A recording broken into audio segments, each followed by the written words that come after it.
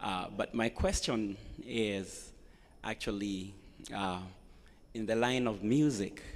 Uh, I'm a leader in the youth movement of today, and we are really followed by a lot of them. And we do hip hop, reggae, uh, all that urbanized kind of music. Actually, that's what I've been doing in the other building a few minutes ago. My question is, what's your opinion, or rather, why is the church divided so much in this, whereby we are dismissed by so many churches, but yet embraced by so many more, and yet we speak the undiluted word of God in our music? And Rick Warren tells me that words are what matters in rhythm, not the beat. What's your what knowledge, what wisdom can you share with me about all that?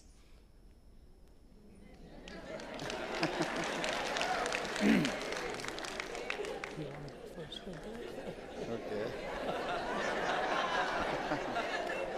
That's very easy. If you're doing hip hop in church, you need to repent. No, um, I think that's a very sensitive question because people are socialized with different types of worship and approaching God, and the habits that we form go into defining who we are for the most part. That's why your handwriting never changes most of the time. It's the same thing. People can look at what you write and tell that it's you who wrote it. And when people are socialized, for example, with hymns, I grew up singing hymns, and I really love hymns. I'm sorry, but I would have a hard time with hip hop because I don't even know how to do hip hop. So depending on who the audience is and who you are speaking to, I think Rick Warren is right.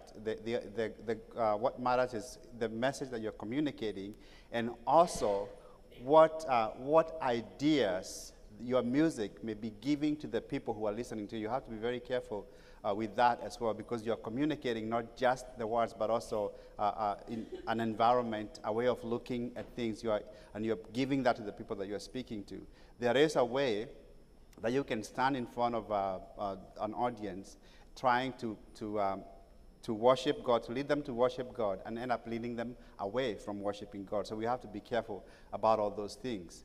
But what I would say in terms of churches not accepting some styles of worship and all that, I think that's not necessarily a sign that there's something spiritually wrong with the people. It's just that they are used for a different style of worship. In Africa, we are very, very expressive in the way we worship God. But in church, there are churches here where you can see somebody barely moves, but you can see they are still they are still in their way committed to God, and there's nothing wrong with that. You can actually be very expressive and be far away from God, and you can be still in concentrating on God, and at that moment be connected with God. So that is not the Christian faith makes a distinction between the essential things in the faith, things that are non-negotiable, that have to be there for the occasion to count as Christian or God-honoring, and those are very specific. For example, the major doctrines like the deity of Christ, the Trinity, the atonement, the inspiration of the Scriptures, those kinds of things. Those have to be in place. These others are forms, and they can take different shape depending on the person that you're speaking to. So you should not feel bad that not everybody appreciates hip-hop. I mean, hip-hop, I don't even know what it's called.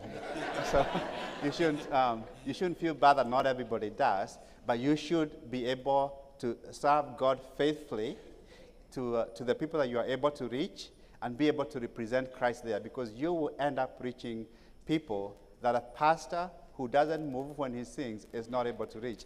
I remember, this is actually amazing about Dr. Zacharias' ministry. A colleague and I were speaking in Folder, and we were in a restaurant after we spoke. then we see these young men coming at us with tattoos all over and chains and everything and funny looking hair, and they are walking towards us. They were coming straight at us, and I almost took off. You know? Then when they got to our table, this is what they said. They said, we heard you to speak today, and we just want to tell you what your ministry has meant to us. We listen to you every day. We summarize your messages, and we take the messages to people who look like us, and we have led many people to Christ doing this. And so once there are people that you will reach that somebody like me who hasn't learned hip-hop yet cannot be able to reach. So be encouraged and stay connected with a church that is going to feed you the Word of God so that you are really becoming who God wants you to be, and He will use you and direct you in that calling as well. Okay, in the interest of time, before Dr. Zacharias answers the question, please keep your questions short because I was given only 30 minutes for the Q&A session. Yeah. So please keep your questions short, clear, to the point. And maybe we'll keep our answers short too, or we'll never get to the end. I'll just add a couple of points. You know, Andrew Fletcher, the Scottish political activist of the 18th century, said this: "Let me write the songs of a nation, I don't care who writes its laws." Let me write the songs of a nation, I don't care who writes its laws. Because he believed music and the songs could steer a whole generation of young people in a different direction, regardless of what the laws called for. Music is a very powerful instrument. I wish I could say to you I grew up listening to Brahms and Mendelssohn and all this.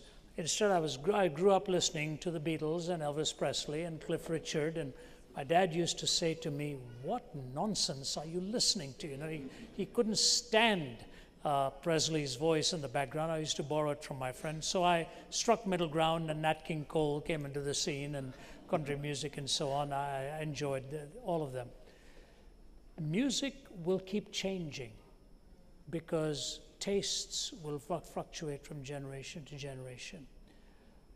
John is absolutely right. Understand your audience and see what it is that the audience really will be engaged with in your music. If He's given you the gift of music, it's a remarkable gift. To be honest with you, it's one gift I wish I had, the gift of playing an instrument so that I could sit under a tree some night and just sing to myself and not bore anybody else, strum a guitar or whatever, but I don't have it. My wife plays instruments, my children all played, I didn't. The thing about music is that it is the language of the soul. You can argue philosophically in many, many ways, but music brings the emotions into reality where you utter emotions that are expressing what you're really feeling. But music is very seductive, very seductive. It can make the means an end in itself. I've known people who took the means and it ultimately destroyed them, because music brings with it an artistic mind, and an artistic mind will sometimes float with emotions and aesthetics and not anchor it to reason and argument. You have to find middle ground. So don't let it become a God. Let it become a means to point people to God. So here's the point I want to make to you. There are errors in form, and there are errors and corruptions of substance. In forms we will differ, and they may be erroneous. Never corrupt the substance. The substance of what you sing about must always be pointing people to the truth that is greater than its instrument. Those of us in the older generation need to realize how powerful music is for the young, and we need to recognize that.